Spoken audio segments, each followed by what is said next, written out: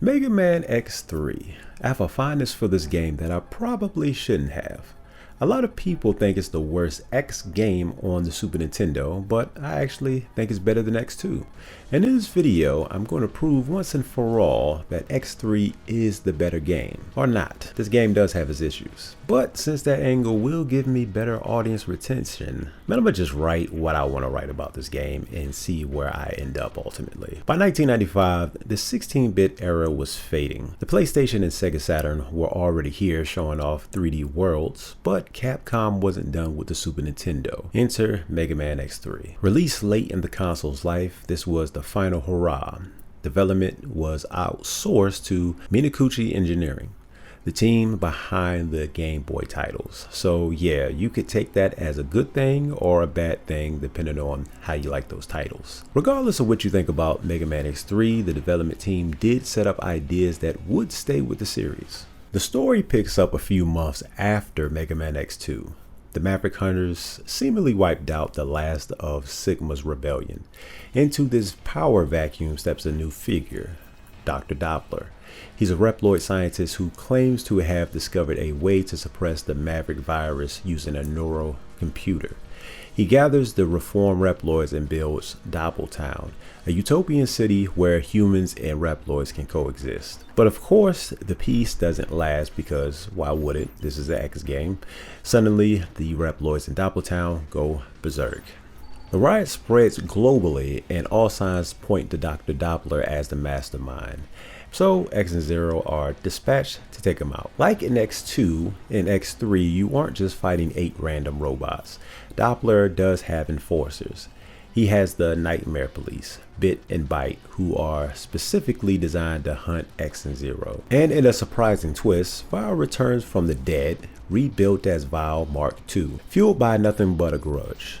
Not sure why they decided to bring him back, but okay. His obsession with X seems a little childish though. Less so since he got destroyed by X, but beforehand he was pretty much just a hater. At least he has a personality, unlike the other two, so I'll give him that.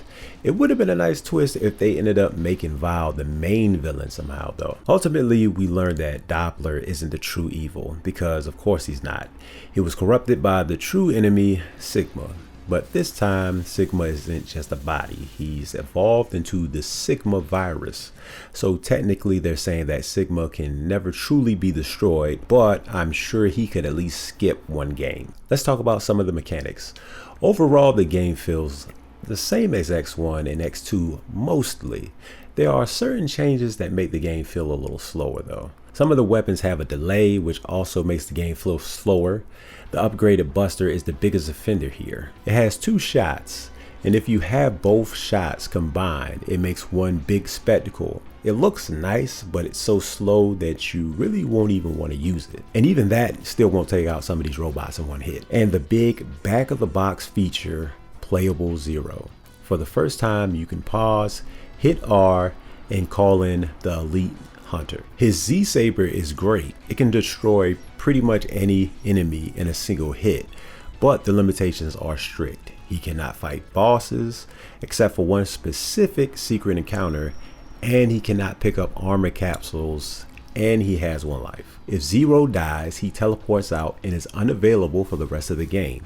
He is a glass cannon. Call him in to clear out a tough room, then you'll want to swap back to X immediately. Also, the switch is so slow you might not want to use Zero at all. It pushes the Super Nintendo version to the limit.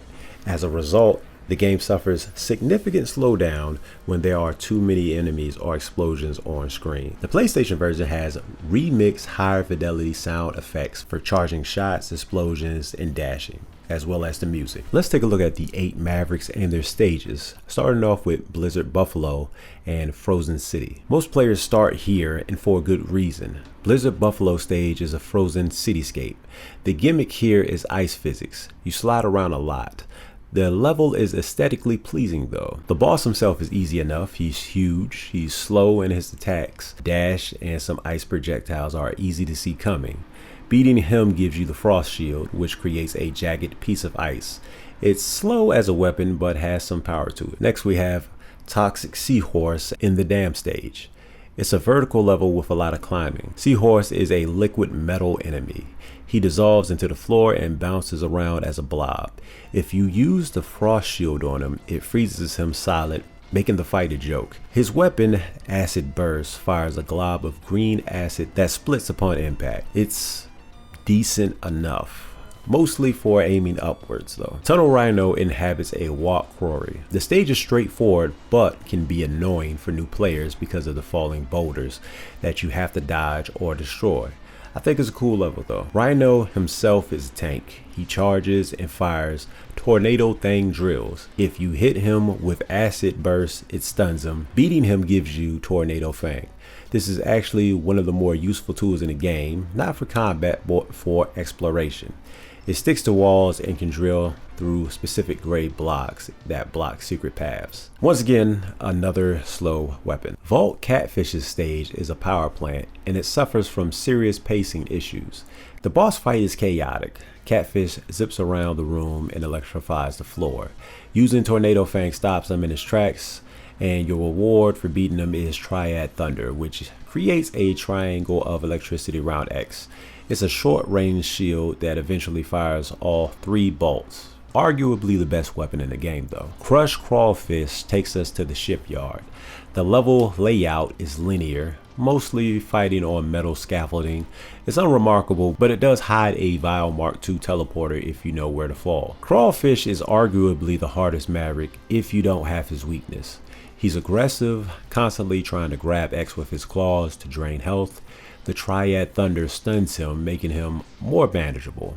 You get the Spinning Blade, a weapon that fires 2 saw blades that curve back to you. It does massive damages and also is arguably the best weapon. Neon Tiger's jungle stage is vibrant and a nice break from the gray factories. You have to deal with the robotic dragonflies and these worm seeker mini bosses that pop out of the mud. Neon Tiger fight is okay. He hangs on walls and slashes at you. His weakness, like all others, makes it an easy fight. Even without it though, he still moves a little slow, so while it might be challenging as a new player, it won't be insurmountable. Defeating him yields the Ray Splasher, a rapid fire light gun. It sprays projectiles everywhere, which is great for covering the screen but bad for precision. Gravity Beetle stage is another nice looking stage. You're assaulting an air carrier at sunset. Beetle is a heavy hitter. He uses gravity to fling X into the ceiling.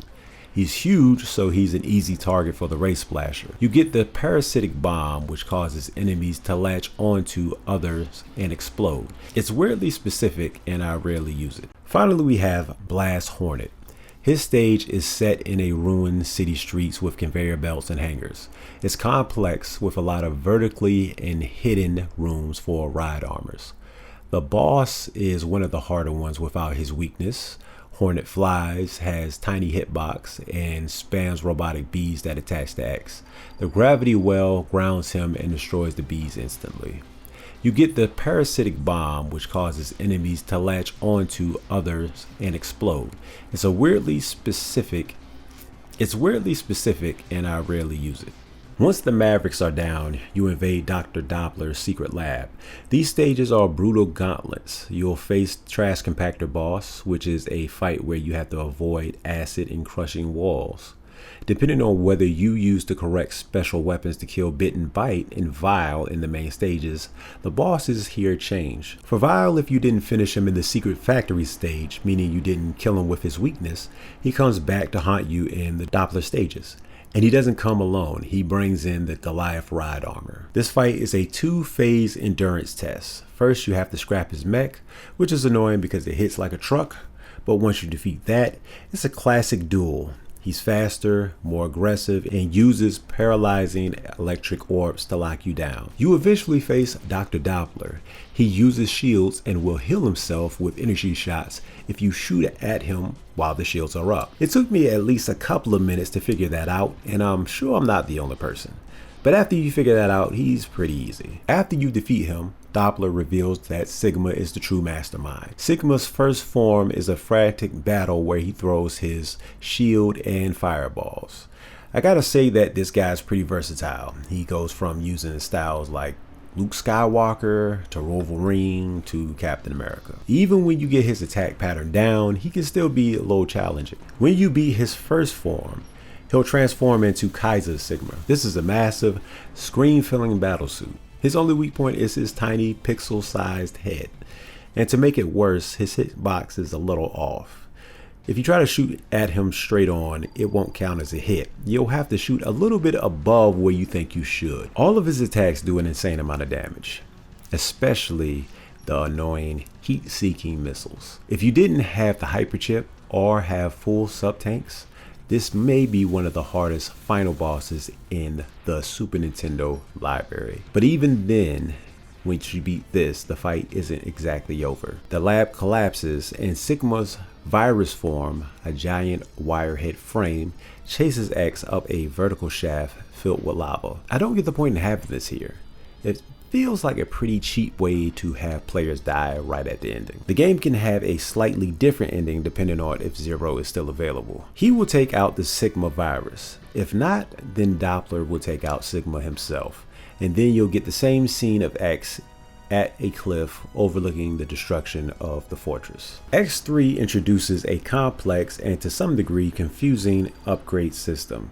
Of course you have the hearts, energy tanks, and 4 armor parts, but now there are 4 enhancement chips and 4 ride armors that you can also find. As far as the armor parts are concerned, in Blizzard Buffalo stage you can find the foot parts. It allows X to dash straight forward or dash upwards as well. The vertical air dash is a game changer for climbing, but there is a slight delay to it, another point to why this game feels a little slower. The body part in the armor upgrade is in Vault Catfish's stage. Damage will be reduced by 50%. When X is struck by an enemy's attack, a blue defense shield is also generated to reduce damage further by 25% while it's up. The Buster upgrade is in Neon Tiger stage. It allows X to charge his Buster shot to 4 levels. At the 4th, X can combine the 2 shots into a cross chain shot by shooting both in rapid succession. The arm parts, like in previous games, allows X to charge his special weapons, and it also makes X climb ladders faster. The head part is in Tunnel Rhino stage. X gains a item radar that shows a map when X first beams into each of the 8 stages. Uncollected life ups, sub-tanks, ride armors, and light capsules are highlighted. These are also indicated on the stage select screen, color-coded to show which ones have been found and which ones have not been found yet. It also reduces the weapon energy cost by half of his special weapons. I have to say that this is, without a doubt, the best head upgrade that has been in the game thus far. As I said before, along with the regular upgrades, you have the enhancement chips. There are 4 pink capsules containing these chips. You can only install 1. On the Super Nintendo version, you cannot switch between the chips, but on the 32-bit version you can, the PlayStation and Sega Saturn version. The foot chip is in Toxic Seahorse's stage. It allows X to dash twice in the air, vertically or horizontally. The body chip generates a red defense shield that reduces damage by 50% instead of 25%. That's in Vault Catfish's stage. The helmet chip is in Blast Hornet stage. It regenerates health if you stand still. Another great idea for the helmet upgrade. The arm chip is in Gravity Beetle's stage. It allows you to fire shots without charging, consuming weapon energy. If I had to guess, most players probably grab the leg chip for mobility, but if you skip all of them, you can find the secret golden armor in Dr. Doppler's first stage. This gives you the effect of all 4 chips at once. While I like having all the chips, I don't like the idea of losing the need to pick one. It goes from having to make a choice to the game being like, actually, never mind, just have all of them. Every player is going to choose the hyper chip, making the others useless. We also have the new ride armor. You can collect modules to summon them at pads. The Chimera is the base unit. It can jump and punch. The Kangaroo has spiked gauntlets for heavy melee. This is the one that was in X2. The Hawk unit is equipped with jetpacks and missiles. It breaks the game's platforming completely. And lastly, you have the Frog unit, designed for underwater use. On land, it hops awkwardly and is pretty bad, but necessary for a few items. I enjoy the ride armors and think they were a good addition. The problem comes with the introduction of them. We have no idea finding these things are even a thing. Let's go back to X1. The leg upgrade was placed in a spot where you had to get it, and we were also told that there was a whole set. Here, there isn't any mention of the different ride armors, in which case, how would you know what this is when you find it? Same thing with the ride transporter, or whatever you want to call this thing. You'll find this before you find the ride armor, and won't even know what the purpose of this thing is. Even if you found the kangaroo, hawk, or frog armor, you can't use them until you find the Chimera. It would have been a lot better if they placed this thing where people won't miss it like they did with X1, or have Kane talk about it at the very least. There is one final secret in the game. You can actually acquire Zero's Z-Saber for X. But in X3 fashion, the method to get it is incredibly specific and the game gives you no hints. Here is the setup. You must have Val Mark II defeated so he doesn't show up in the Doppler stages. Then in Doppler stage 2, you have to switch with Zero before entering a mini boss room. Inside, you'll fight a generic looking mosquito called Mosquitus. You have to kill it as Zero. When the robot dies, it will crash into Zero, damaging his power generated. In a dramatic cutscene, Zero realizes he can't fight anymore. Then he hands his beam saber to X before teleporting away for repairs. From this point, X wields the saber. It adds a 5th level to your charge shot. When you release it, you'll have 2 charge shots and then 1 blade swing. This is pretty much game breaking. It will destroy bosses in 2 or 3 hits, and it makes the golden armor look like a toy. The trade-off is that you lose the ability to play as Zero for the rest of the game. Like, that's actually a trade-off considering how most people won't even be using Zero at this point anyway. Sounds a little too much like when X got Zero's Buster. I like the idea, but somebody could have made a better story with this. Something along the lines of Zero not having to become hurt. How about this? What if you did everything you just did, but it was X that got hit by the mosquito robot, and so Zero had to be the one to finish the game? So you lose all of the upgrades, but in return, you got to use the Z-Saber. Now, that is an actual trade-off. Hey, do I want to use X with his golden armor, or do I want to go ahead and finish the game with Zero in his Z-Saber? But of course, of course they weren't going to try that. That's a little too risky, but would have been nice. But whatever, let's shift gears to the sound. The music in Mega Man X3 is a fascinating beast. It was composed by Kinuyo Yamashita, a legend in the industry who is best known for composing the original Castlevania on the NES. Because development was outsourced by Minakuchi in engineering, I think I'm saying that right, Minakuchi? Yeah. Because development was outsourced by Minakuchi Engineering, they didn't use the same sound driver or instrument samples found in X1 and X2. The result is a soundtrack that sounds distinctly different. It leans much harder into the heavy metal and hard rock than the previous entries. Tracks like Gravity Beetle and the intro stage are pretty nice.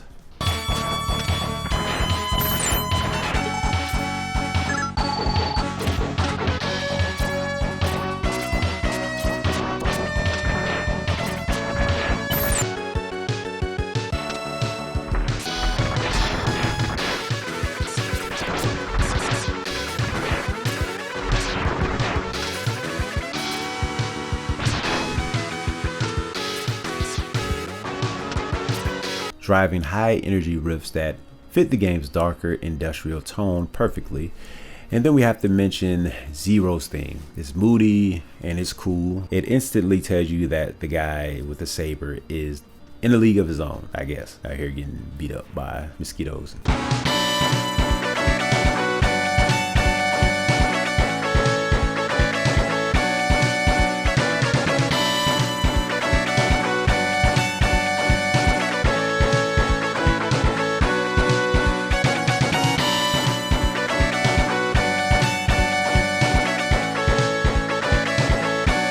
However, the soundtrack is divisive for a reason. To achieve that heavy metal sound, the developers used a very specific high-pitched guitar sample. It makes most tracks on the Super Nintendo sound very similar to each other. Additionally, the loops are shorter than the previous games, which contributes to the feeling of repetition. If you played the PlayStation and Saturn ports, you got a completely arranged Red Book audio soundtrack.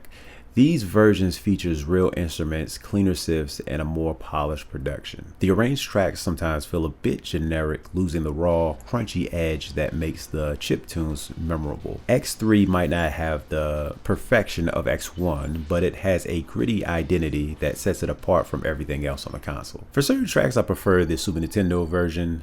Others, I prefer the 32-bit versions. For sound effects, I definitely like the Super Nintendo version, just plain better. I'll let you hear some of both versions and you can let me know which one you prefer.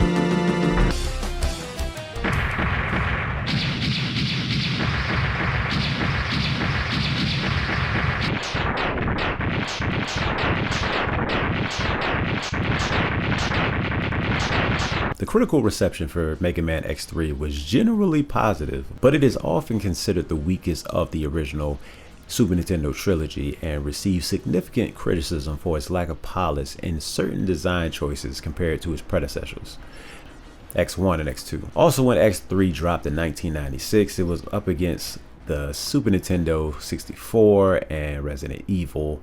Even with there being a 32-bit version and changes made to help it, X3 still was a 16-bit game. It was also produced in lower quantities, making it a pricey collector's item for years.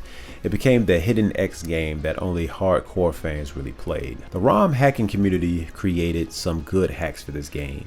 Some gives the ability to add the PlayStation soundtrack to the Super Nintendo version of X3.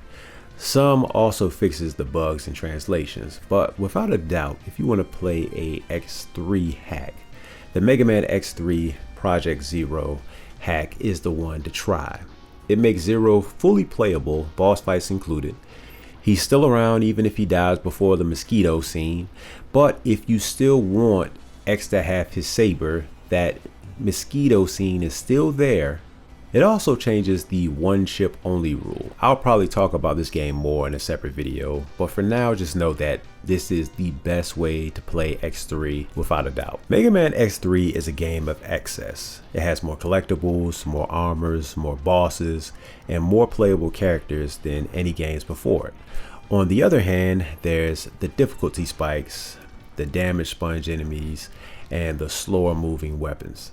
It lacks the tight, polished perfection of X1 and the smooth flow of X2. With all that being said, it still got more things right than it did wrong, and because of that, I prefer this game over X2. Some days I even prefer it over X1. It's a good ending for the Super Nintendo series and start for the 32-bit consoles. Thanks for watching. I want to know where you stand. Is X3 a misunderstood masterpiece or the clunky decline of the Super Nintendo trilogy? Let me know in the comments.